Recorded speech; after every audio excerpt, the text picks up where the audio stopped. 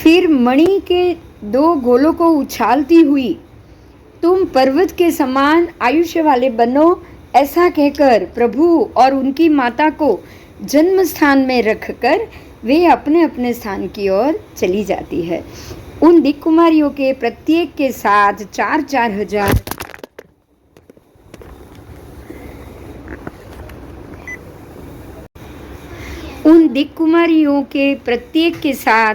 4-4 हजार सामान्य देव होते हैं, 4 महतराएं होती है, 16,000 अंगरक्षक होते हैं, 7 सेनाएं होती है और उनके सेनाधिपति भी होते हैं एवं अन्य भी महर्धिक देवता होते हैं। और अभियोगिक यानी कि सेवक देवताओं के द्वारा बनाए हुए 1 योजन प्रमाण विमान में बैठकर वो वहाँ आते हैं। इस प्रकार दिक् कुमारियों के द्वारा किया गया जन्म महोत्सव परमात्मा का, सभी परमात्माओं का इसी प्रकार से जन्म महोत्सव होता है। अब यहाँ ये बात ध्यान से समझिएगा, 5 तीर्थंकर परमात्मा 5 भरत में एक साथ जन्मे, 5 ऐरावत में भी एक साथ जन्मे। अब 10 के 10 तीर्थंकर परमात्मा के इसी प्रकार से सारी दिक् कुमारियाँ यही व्यवस्था करेगी। अब दिक् कुमारियाँ तो वही की वही है, तो यहाँ हमें ये बात ध्यान से समझनी पड़ेगी कि दिक् कुमारियाँ 10 जगह पर एक साथ एक ही समय में जाती है, क्योंकि वो तो अलग अलग अपने रूप बना ही सकते हैं ना, तो वो लोग अपने अन्य रूप की विकुर्वणा करते हैं। और जैसे भरत क्षेत्र में दिक् कुमारियाँ आई, जम्बू द्वीप के भरत क्षेत्र में दिक् कुमारियाँ आई और उन्होंने परमात्मा का और माता का गर्भ कर्म और सूची कर्म किया, बराबर उसी तरह से 5 भरत में 5 रूप लेकर जाएंगे और 5 ऐरावत के 5 रूप अलग करेंगे। तो प्रत्येक पर्वत की, रुचक द्वीप की और सब जो जो दिक् कुमारियों का वर्णन हुआ है वो सभी दिक् कुमारियाँ अपने 10 रूप बनाएगी और 10 तीर्थंकर परमात्माओं का जन्म महोत्सव करेगी। और बराबर 12 घंटे बाद जब महाविद्य क्षेत्र में 30 बाकी के 20 परमात्मा एक साथ जन्मेंगे, तब वो वही यही दिक् कुमारियाँ यहाँ से अपना कार्य निपटा कर फिर से महाविद्य में परमात्माओं का जन्माभिषेक और उनके गर्भ कर्म और सूची कर्म करने के लिए पहुँच जाएगी।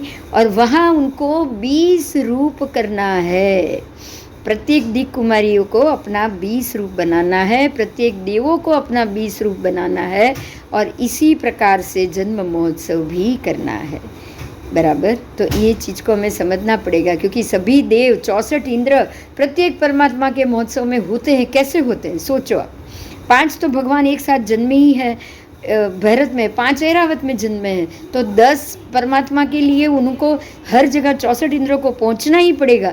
तो ये उनका शास्त्र है, ये उनका धर्म है, ये उनकी सेवा है, तो वो सबको अपना 10 रूप बनाना है। और जब महाविद्य क्षेत्र के 20 परमात्मा का जन्म एक साथ होगा, तब वो एक साथ 20 रूप बना के महाविद्य सभी क्षेत्रों में सभी इंद्र सभी देव अपने हिसाब से पहुंच जाएंगे। इसको इसी तरह से हमें समझना ही पड़ेगा।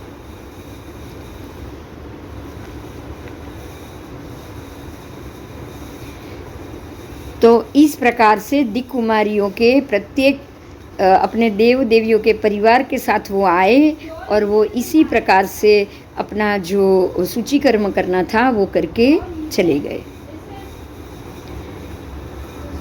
अभियोगिक देवों के साथ वो एक योजन प्रमाण विमान, क्योंकि जितना नगर होगा उसी हिसाब से उनको विमान को भी छोटा करना पड़ेगा, तो वो छोटा करके आते हैं, वैक्रीय विमान बनाकर आते हैं और सूची कर्म करके अपने अपने सेवकों के साथ बैठकर अपने विमान से वो वापस चले जाते हैं।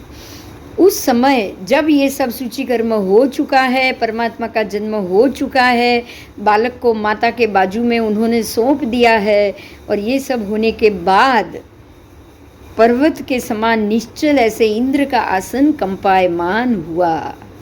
और जब उन्होंने अवधि ज्ञान से जाना, तब इंद्र ने अंतिम तीर्थंकर जन्मे हैं पांचों भरत में 5 तीर्थंकर जन्म चुके हैं और पांचों ऐरावत में भी अंतिम 5 तीर्थंकर जन्म चुके हैं, ऐसे 20 परमात्मा जन्म चुके हैं, ये उन्होंने जाना। क्योंकि आसन कंपायमान होने से मालूम पड़ जाता है कि परमात्मा का जन्म हुआ है।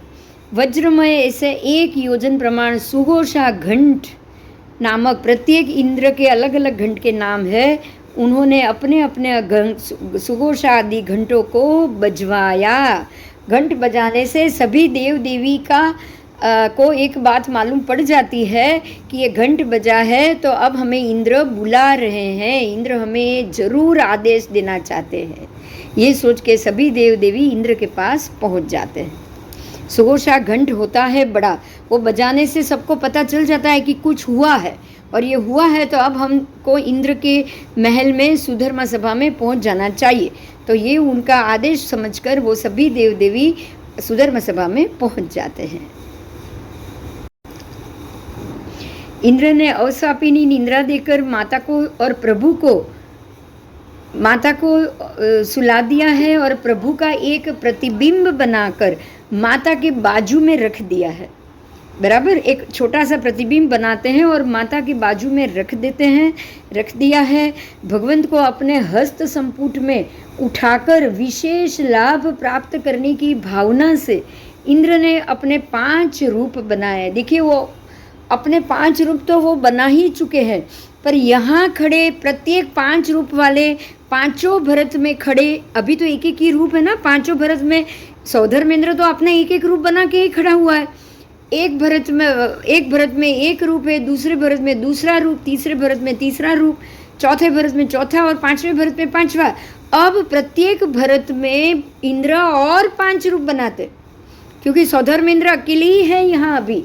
तो अब पांचों भरत में पांचों सौधर्मेंद्र के 5 रूप और 5 रूप बनाते हैं। इस तरह सौधर्मेंद्र के 25 रूप हुए जो परमात्मा का अभिषेक करने आए। तो अब यहाँ सौधर्मेंद्र ने 5 रूप बनाए। एक रूप से भगवंत को उन्होंने कर संपुट में, अपने हस्त संपुट में उठाया, ऐसे लिया, और फिर दूसरे एक रूप ने, 2 रूपों ने प्रभु को दोनों तरफ से चामर ढोलना शुरू कर दिया, और बाकी के और 2 रूप ने भगवान के ऊपर एक ने छत्र धारण किया और एक ने वज्र धारण किया। तो इस प्रकार से सौधर्मेंद्र एक भरत में 5 रूप, ऐसे पांचों भरत में अपने ही 5 रूप बनाकर पांचों परमात्माओं को लेकर मेरु शिखर के ऊपर जाकर पांचों भरत और पांचों ऐरावत दोनों जगह से, देखिए कि कैसा वातावरण होगा आप सोचिए। अब ये यहाँ हमारे कल्पना करने की बात है। आप ये कल्पना कीजिए मेरु पर्वत पे, वहाँ ऊपर तो सिर्फ 250 योजन की एक शिला है, परमात्मा की हमारी तरफ 250 योजन की एक शिला, सामने 250 योजन की एक शिला, मात्र 1000 योजन का मेरु पर्वत, और उसमें 2 परमात्मा का जन्माभिषेक। आप समझ सकते हो कि एक तरफ से भरत से देव भगवान को लेकर ऊपर आए और एक तरफ से ऐरावत से देव भगवान को ऊपर लेकर आए।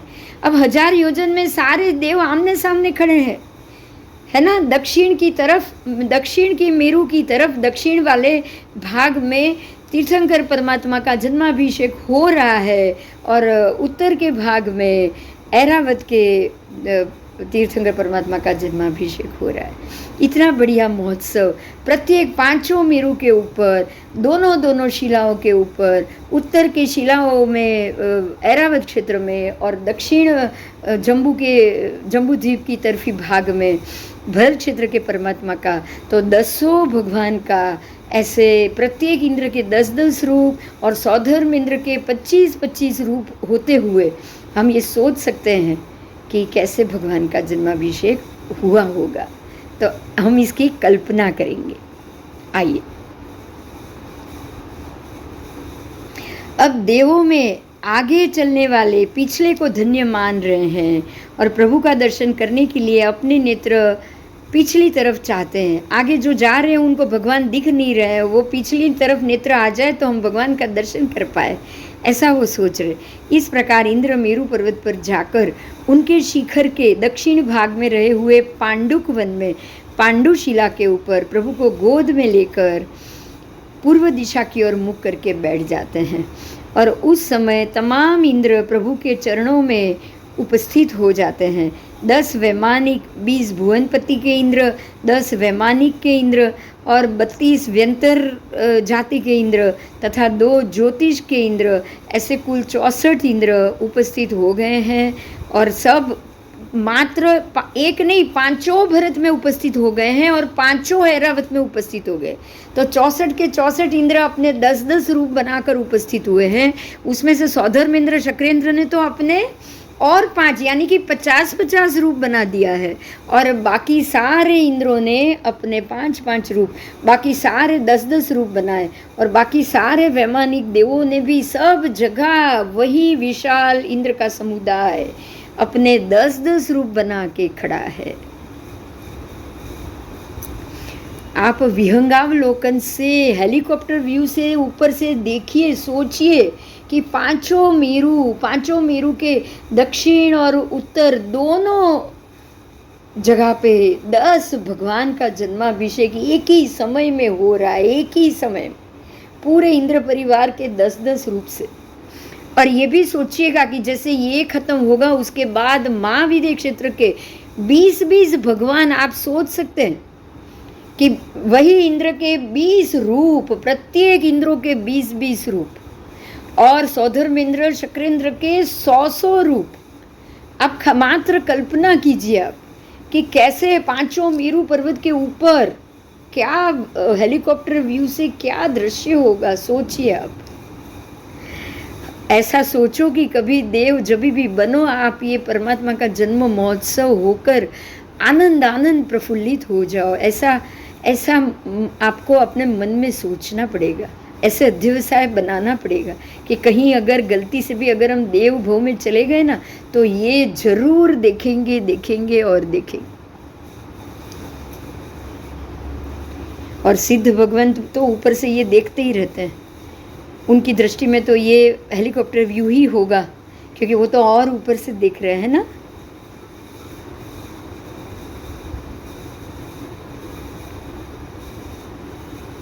क्योंकि उनकी दृष्टि में तो संपूर्ण लोक के सर्वकाल सर्व समय को वो देख रहे हैं। तो ऐसे ही देखना उनके लिए बहुत भाग्यशाली है वो।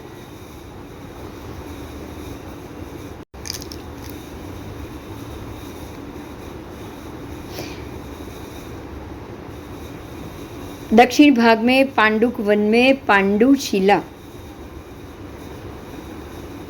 और उत्तर भाग में ऐरावत के साइड में पांडुकंबल शिला। ठीक है, तो दोनों शिला के ऊपर, दोनों के जन्मे, क्षेत्र के जन्मे, ऐसे 10 परमात्मा को, प्रभु को गोद में लेकर पूर्व दिशा की ओर मुख करके सौधर्मेंद्र के सारे रूप बैठे हुए हैं। उस समय तमाम इंद्र अपने अपने अलग अलग रूपों से प्रभु के चरण में उपस्थित हो जाते हैं। सुवर्ण के, चांदी के, रत्नों के, सोने चांदी के, सुवर्ण रत्नों के, चांदी और रत्नों के, सोने चांदी और रत्नों के तथा मिट्टी के, ऐसे 8 जाति के कलशा, 8 जाति के कलशा, प्रत्येक के 1000 और 8 ऐसे योजन प्रमाण वाले कलशे, 25 योजन ऊंचे, 12 योजन चौड़े और 1 योजन नाल वाले, ऐसे ये जो 1000 और 8 योजन प्रमाण मुख वाले कलश लेकर सब इंद्रों के 1 करोड़ और 60 लाख कलश होते हैं। सभी इंद्रों के मिलकर 1 करोड़ 60 लाख इतने कलश हो गए हैं। तथा इसी प्रकार से पुष्प, चंगेरी, श्रृंगार, दर्पण, रत्नकरंडक, सुप्रतिष्ठित स्थाल आदि पूजा के उपकरण प्रत्येक कलश के समान 1008 प्रमाण वाले समझने चाहिए। बराबर, क्योंकि कलश तो ऐसे उपकरण के साथ ही जाएगा, तो जितने कलश है उतने ही सामान आएगा और उतना ही बड़ा आएगा ना। 1008 योजन का कलश होगा, थाल तो उससे भी ज़्यादा बड़ा होगा। तो मागध आदि तीर्थों की मिट्टी मंगाई, गंगा आदि सभी पवित्र तीर्थों का, नदियों का जल मंगाया है, पद्म सरोवर आदि सभी सरोवरों का पानी मंगाया है, और वहाँ से कमल मंगवाए हैं, क्षुल हिमवान पर्वत, वर्षधर पर्वत, वैताढ़य पर्वत, उनके विजय और वक्षकार आदि पर्वतों में से सरसों के फूल मंगाए हैं। सुगंधी पदार्थ आदि सर्व प्रकार के औषधियों को अच्युतेंद्र द्वारा मंगाया गया है। क्षीर समुद्र से जल भरे घड़े छाती से लगाए हुए आते देव ऐसे सोचते हैं जैसे मानो संसार समुद्र को पार कर रहे हैं। 1008 कलश उठा के छाती से लगाकर जब देव आएंगे तो कैसा दृश्य होगा, सोचो आप। भावारूप वृक्ष को सींचकर उन्होंने अपनी आत्मा के मैलों को धो दिया। अब आप समझिएगा, जो सम्यक दृष्टि देव होंगे ना, वो कितने कर्मों को खत्म करते रहेंगे ऐसे समय पे, बराबर। उस समय इंद्र के मन में एक संशय आया, इतने बड़े बड़े 1008 योजन का कलश है, 25 योजन ये उसकी नाल है, इतनी धारा बहेगी, ये छोटा सा बालक, देखिए बहुत ही कम सबसे छोटी अवगाहना वाला प्रभु वीर का अंतिम भगवान का शरीर होता है, तो ये छोटा सा बालक का शरीर ये सबको कैसे सह पाएगा। इंद्र के मन में ये शंका आई और परमात्मा ने अवधि ज्ञान से जान ली कि इंद्र संशय कर रहा है। इंद्र ने संशय किया और परमात्मा ने तुरंत ही अपने दाहिने अंगूठे से, यानी कि जमणे पक्के अंगूठे से पैर को थोड़ा सा इंद्र की गोद से नीचे लटका दिया और मेरू पर्वत को छू लिया। परमात्मा ने अपने पैर से मेरू को छू लिया और अंगूठे से थोड़े से पर्वत के ऊपर जैसे ही अंगूठा टिकाया, मेरू कंपायमान हो गया। परमात्मा के छूने से ही मेरू ध्रुजित हो गया, कंपायमान हो गया। कहते हैं मेरू को अचल कहा गया है, कभी चलित नहीं होता। ऐसा मेरू पर्वत परमात्मा की शक्ति से कंपायमान हो गया।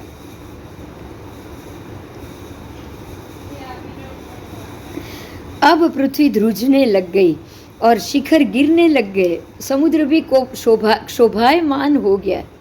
ब्रह्मांड को फोड़ डाले ऐसे शब्द होने पे क्रोधित होकर इंद्र ने अवधि ज्ञान से जान लिया। इंद्र पहले क्रोधित हो गए, ये क्यों हो रहा है, क्योंकि परमात्मा के जन्माभिषेक के समय ये कौन कर रहा है। फिर उन्होंने भी अवधि ज्ञान लगाया, तब मालूम पड़ा परमात्मा ने अंगूठे से ये पर्वत को हिला दिया है, बराबर। पर्वत को ध्रुजित कर दिया, कंपायमान कर दिया। तब इंद्र ने अपने आप से शर्मिंदा महसूस किया और कहा, परमात्मा की माफ़ी मांगी और कहा कि गलती हो गई मेरी, जो मैंने आपकी शक्ति पर शंका की। तो इस प्रकार से अवधि ज्ञान से जानकर इंद्र ने प्रभु की क्षमा मांगी, माफ़ी मांगी और परमात्मा के पैर को ऊपर उठा के अपनी गोद में रख लिया। असंख्य तीर्थंकरों में से मुझे आज तक किसी ने भी अपने पैरों से स्पर्श नहीं किया, लेकिन प्रभु आपके पैरों से आपने मुझे स्पर्श किया है।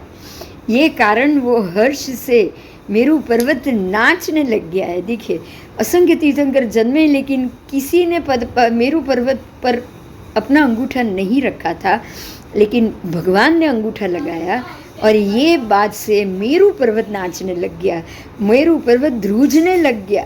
वो अपने आप को शोभित मान रहा है, खुश मान रहा है, जैसे परमात्मा ने मुझे स्पर्शित किया है।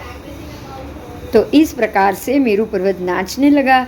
उसने ये विचार किया कि इस नात्र जल के अभिषेक से झरते हुए समस्त झरने रूप मैंने हार पहने हैं तथा जिनेश्वर रूपी मुकुट को धारण करके मैं आज सब पर्वतों का राजा बना हूँ।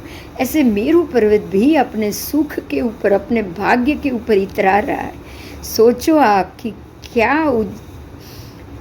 आनंददायक आह्लादक क्षण होगी ये, कि जब मेरू पर्वत के कण कण भी ये सोच रहे। उनके अधिष्ठायक देव भी तो है ना, वो कितने अष्टित तुष्टित होंगे, आप सोचो।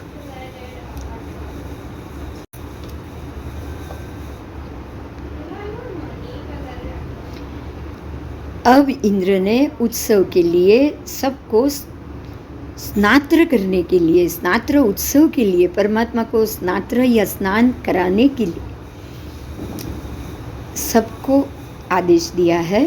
प्रथम अच्युतेंद्र ने प्रभु का अभिषेक कराया।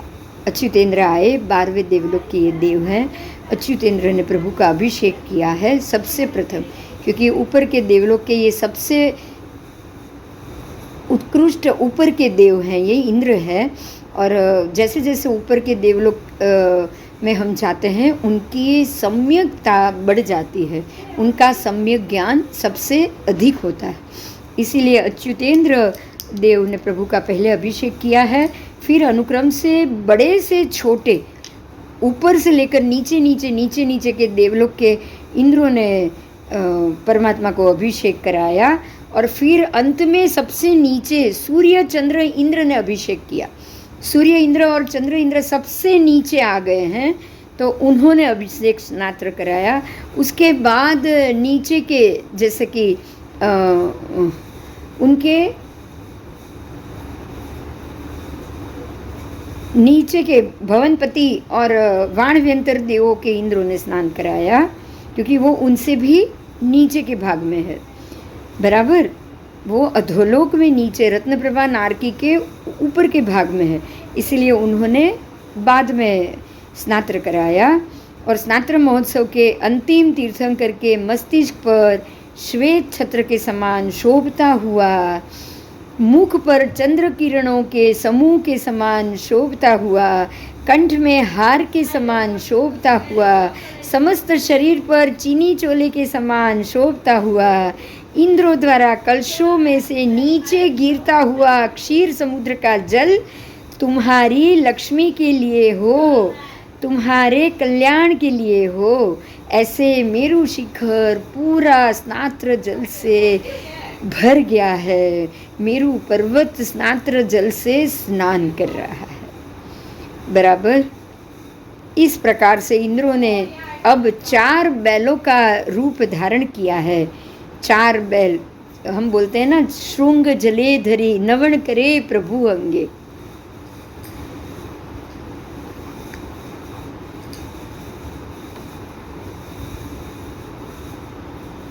वृषभ रूप करी श्रृंग जले भरी। तो 4 बैलों का रूप धारण कराया और उनके 8 श्रृंग, 4 बैल और 8 श्रृंग, बराबर चारों दिशा में 4 बैल का रूप धारण किया है और उनके 8 श्रृंग हो गए। 8 श्रृंग से अब वो परमात्मा के ऊपर नवन जल कर रहे हैं। दूध की धारा के द्वारा प्रभु के अभिषेक हो रहा है। सचमुच ही देव बड़े चतुर होते हैं, क्योंकि उन्होंने स्नात्र तो प्रभु का कराया है ना, स्नान प्रभु को कराया और निर्मल अपने आप को कर लिया। सच में देवों ने मंगल दीपक तथा आरती करके नृत्य, गीत, वाद्य आदि से विविध प्रकार से भगवान का स्नात्र महोत्सव किया। इंद्र ने गंध कषाय नामक दिव्य वस्त्र से प्रभु के अंग को रूखा करके, चंदन आदि से विलेपन करके, पुष्पों से पूजित किया। फिर प्रभु के सन्मुख रत्नों के पट्टे पर चांदी के चावलों से इंद्र ने दर्पण, वर्धमान, कलश, मत्स्य युगल, श्रीवत्स, स्वस्तिक, नंद्यावर्त और सिंहासन आदि 8 मंगलों को आलेखित करके प्रभु की स्तुति की। तत्पश्चात प्रभु को उनकी माता के पास लाकर उन्होंने रख दिया और प्रभु का जो प्रतिबिंब था उसे और अवस्वापिनी निंद्रा दोनों को उन्होंने वापस संहरित कर लिया। फिर इंद्र ने वहीं पर एक तकिया, कुंडल, रेशमी वस्त्र की जोड़ी रखी और चंद्रवे के ऊपर श्रीदाम, रत्नदाम और सुवर्ण की गेंद रखी। 32 करोड़ सोनैया रुपयों और रत्नों की वृष्टि कराई और इंद्र ने अभियोगिक देवों से ये घोषणा भी कराई कि प्रभु या प्रभु की माता की तरफ अगर कोई मनुष्य थोड़ा भी अशुभ विचार करेगा तो उसके मस्तिष्क के अर्जुन वृक्ष की मंजरी के समान 7 टुकड़े हो जाएंगे, बराबर।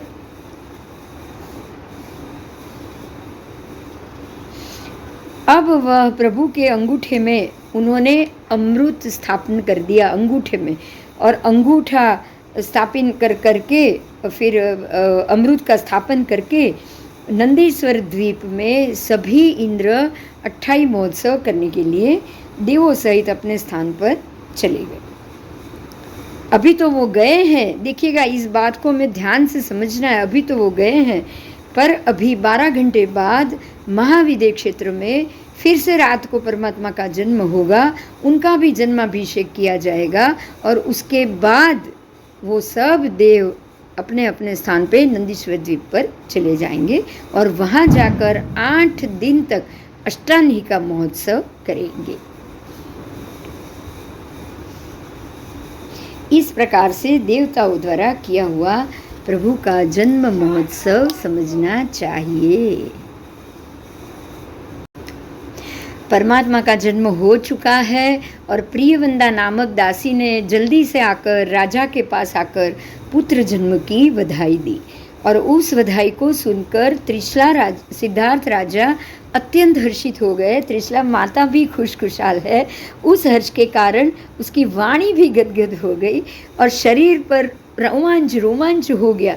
राजा ने अपने मुकुट को एक बाजू को छोड़कर बाकी के शरीर के तमाम आभूषण प्रियवंदा को दे दिए और हाथ से उसके मस्तिष्क धोकर उस दिन से उसका दासीपन भी दूर कर दिया, उसको दासीपन से मुक्ति दे दी।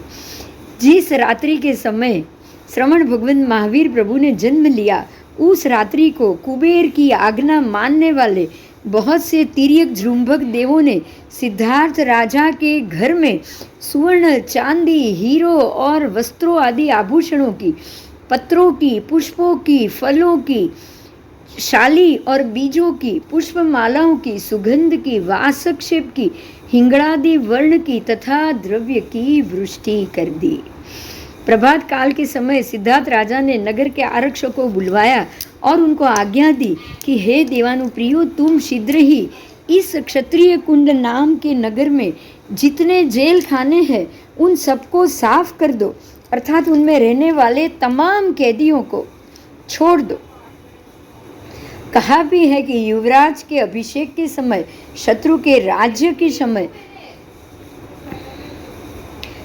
राज्य का नाश होकर शत्रु को जीतने के समय, पुत्र के जन्मोत्सव के समय कैदियों को बंधन से मुक्त कर देना चाहिए, क्योंकि ये खुशी का अवसर है। तो उनको भी खुशी का मौका देते हुए उनको भी उनकी सजाओं को माफ़ कर देना चाहिए। ये एक नियम है और इसी नियम के नीचे शहरों को, नगरों को अपनी व्यवस्थाओं में जरूर रहना चाहिए। ऐसा लग रहा है कि जैसे ऐसे उत्सव के समान जैसे धर्म स्थापित हो जाए ना, धर्म प्रस्थापित हो जाए ना, तो ऐसे उत्सव से भी भारत जैसे शहर में जितने भी कैदियों हैं उनको भी इस बात का लाभ होना चाहिए और उनको भी उससे मुक्ति मिलनी चाहिए। जैसे कि राम महोत्सव हो, राम मंदिर बने अयोध्या के में, जब ये मंदिर बने तब भी ऐसा मौका भारतवर्ष के कैदियों को जरूर मिलना चाहिए और उनको भी अपनी कैद खानों से मुक्ति मिल जानी चाहिए। बराबर।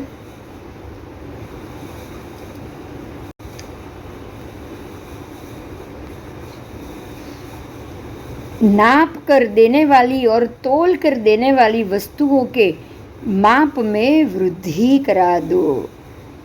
बराबर। ऐसा करा के क्षत्रिय कुंड ग्राम नगर को अंदर से और बाहर से अत्यंत शोभा युक्त कराओ, सुगंधित जल का छिड़काव कराओ, कूड़ा कचरा सब दूर कराओ, गोबर आदि से उसको लिपवाओ। 3 कोने वाले स्थान, 3 भागों में मिलाप स्थान, 3 मार्गों के मिलाप स्थान, यानी कि 3 रास्ता, 4 रास्ता, देवालयों के स्थान, राजमार्ग, साधारण मार्गों को जल सिंचन करा के साफ करा के शोभा युक्त कराओ।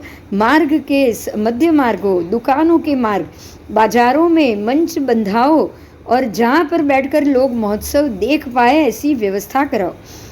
शहर को शोभायमान करो, अनेक प्रकार की रंग बिरंगी सिंहादी चित्रों वाली ध्वजाएं तथा पताकाएं लगाओ, दीवारों पर सफ़ेदी कराओ, घोशीर से चंदन रस युक्त रस चंदन दर दर के दीवारों पर थापे लगवाओ, घरों में चौकड़ियों पर चंदन कलश स्थापन कराओ और ऐसा कराकर नगर को सजा दो। मकानों के दरवाजों पर पुष्पमालाओं के समूह लटकाकर उन्हें शोभा से युक्त करो। जमीन पर पंचवर्ण के सुगंधित पुष्पों की वृष्टि करवाओ। जलते हुए कृष्णागरु, श्रेष्ठ कुंदरुक, तुरुष्क आदि विविध जाति के धूप की सुगंध से उन्हें सुगंधित करो। सुगंध वाले चूर्णों से मनोहर करो।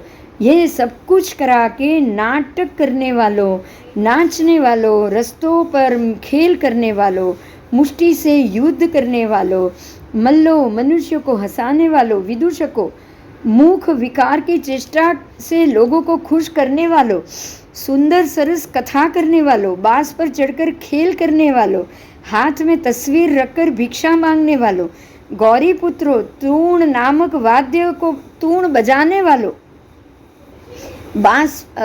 वीणा बजाने वालों और बांसुरी बजाने वालों, तालियां बजाकर कथा करने वालों से इस क्षत्रिय कुंड ग्राम नगर को स्वयं शोभा युक्त करो। ऐसे लोगों को बुलाओ और वाद्य वाजे गाजे के साथ क्षत्रिय कुंड ग्राम नगर को शोभा युक्त करो और दूसरों से भी ये करवाओ। ऐसा करा के हजारों की गाड़ियों के जुओं मुसलों का एक जगह ढेर लगा दो, ढेर लगा दो, और जिससे महोत्सव के अंदर कोई मनुष्य हल तथा गाड़ी न चला सके इत्यादि करके हमारी आज्ञा का पालन करो और पूर्वोक्त काम करा के वापस आके मुझे बताओ कि हमने ऐसा आज्ञा का पालन किया है और सब कुछ कर दिया। इस प्रकार सिद्धार्थ राजा के आदेश को पाकर वे कौटुंबिक पुरुष, उनके सेवकगण हर्ष और संतुष्ट होकर हर्ष से पूर्ण हृदय वाले दोनों हाथों से अंजलि करके सिद्धार्थ राजा की आज्ञा को विनय से मानकर जय जय करते हुए तुरंत ही क्षत्रिय कुंड नगर में जाकर कैदियों को छोड़कर उनके हजारे जुए और मुसल एकत्रित करने तक तमाम कार्य को सिद्ध करते हुए सिद्धार्थ राजा के पास आकर आज्ञा पालन हो जाने का समाचार देते हैं। अब सिद्धार्थ राजा स्वयं वहाँ से उठकर कसरतशाला में जाते हैं। वहाँ पर अनेक प्रकार से व्यायाम करते हैं, स्नान घर में जाते हैं, सुगंधित जल से वो स्नान करते हैं, फिर वस्त्राभूषण करते हैं और सुंदर सुशोभित होकर वो राज्यसभा में आते हैं। सर्व प्रकार की रुद्धि से, उचित वस्तुओं से, संयोग से, सर्व सैन्य से, पालकी घोड़ा आदि वाहनों से, परिवारों के समूह से, सर्व अंत्यऊर से, सर्व पुष्प वस्त्र गंध माला जलन अलंकारादि की शोभा से, सर्व प्रकार के वाजिंत्रों से तथा सर्व बाजों के साथ एक साथ होने वाले शब्द समूह से युक्त होकर सिद्धार्थ राजा 10 दिन तक स्थिति पथी का नाम के महोत्सव करता है। ये महोत्सव का नाम है स्थिति पथी। ये शब्द हम पहली बार सुन रहे हैं। स्थिति पथी नामक महोत्सव 10 दिन तक होता है और ऐसा 10 दिन तक का महोत्सव, 8 दिन का अट्ठाई महोत्सव, 10 दिन का स्थिति पथी महोत्सव, ऐसा महोत्सव करते हैं। उन महोत्सव में बेचने वाली वस्तुओं पर सारा कर माफ़ कर जाता है। जो भी वस्तुओं पे कर लगता है, राज्य कर, उसको माफ़ किया जाता है। प्रतिवर्ष प्रजा से भी जो कर लिया जाता है उसको भी माफ़ कर दिया जाता है। उन कारणों से प्रजाजनों में हर्ष के द्वारा महोत्सव अत्यंत उत्कृष्ट हो जाता है। प्रजाजन बहुत खुश हो जाते हैं क्योंकि अब उनको जो भी नफ़ा होगा खुद को ही होगा, राज्य को उनको कोई कर नहीं देना पड़ेगा। उससे उनके पैसे बचे हैं, वो बहुत खुश होकर महोत्सव में आनंद से लग जाते हैं। उस महोत्सव में राजा की ओर से आज्ञा हो गई कि अगर किसी मनुष्य को किसी भी वस्तु की आवश्यकता हो तो वो दाम दिए बिना ही दुकानों से ले सकता है। मतलब अब राज्य की तरफ से कुछ दुकानें लगी है और वहाँ मनुष्य उसको जो चीज़ की ज़रूरत होगी उसको वो बिना दाम दिए मुफ्त में वहाँ से ले सकता है। सोचिए प्रजा कितनी खुश हो गई होगी। और खुश होने के पीछे यहाँ इस बात पर ध्यान दीजिए कि इतनी व्यवस्था करने के पीछे एक ही आशय है कि सारे ये बच्चे के जन्म की खुशी के लिए हो रहा है, इसलिए सब लोग ये बच्चे को खूब खूब आशीर्वाद दे, है ना। आप सोचिए परमात्मा को कितने आशीष मिली होगी।